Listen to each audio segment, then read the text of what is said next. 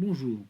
Donc le dernier dossier concernant l'ingénierie financière consiste à parler du seuil de rentabilité. Qu'est-ce qu'un seuil de rentabilité? Donc toute entreprise vendant des biens et des services doit générer suffisamment de chiffre d'affaires pour couvrir les différentes charges variables ou fixes. Le volume de chiffre d'affaires suffisant pour couvrir les charges est appelé aussi le seuil de rentabilité ou le point mort.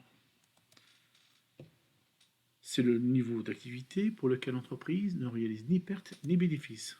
Quand on commence une activité, le SR permet d'essayer d'estimer à quel moment ou pour quel niveau d'activité l'entreprise sera en situation bénéficiaire.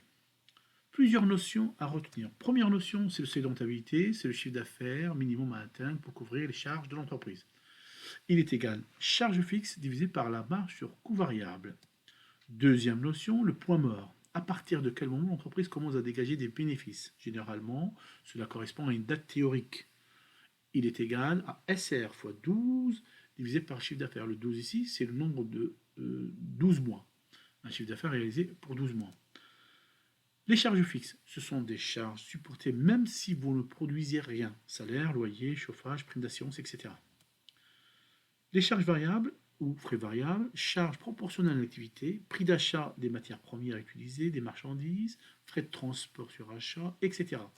Et enfin, la dernière notion, c'est la notion de marge sur coût variable.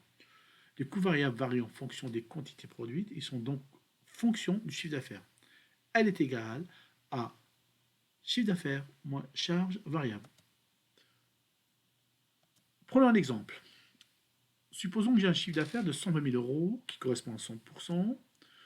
Je soustrais moins les charges variables qui sont de 30 540, qui correspond à 25,45%.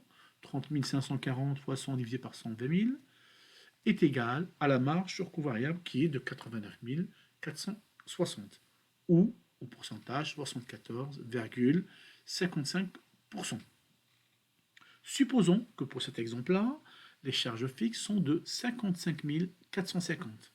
Seuil de rentabilité est égal, charge fixe, comme on l'a vu précédemment, charge fixe divisé par marge sur coût variable.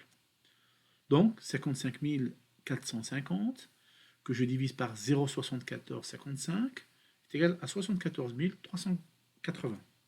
Le point mort, on avait la formule, donc SR fois 12 divisé par CA, 74 380 fois 12 divisé par 120 000 euros, ça donne 7,44 mois. Donc 7 mois et 0,44 centièmes de mois fois 30 jours, ça donne 7 mois et 13 jours. Donc une date théorique, le 13 août. 7 mois complets, ça fait fin juillet, et 13 jours plus tard, ça fait 13 août. Graphiquement, voilà ce que ça donne. Donc, j'ai investi 55 540 euros au coût fixe, donc mon seuil de rentabilité sera de 74 380. Autrement dit, le premier euro de bénéfice, ce sera le 74 381. Ici, je suis dans une zone de perte et là, dans une zone de bénéfice. On peut faire une autre présentation, mais cette fois-ci, par rapport aux périodes.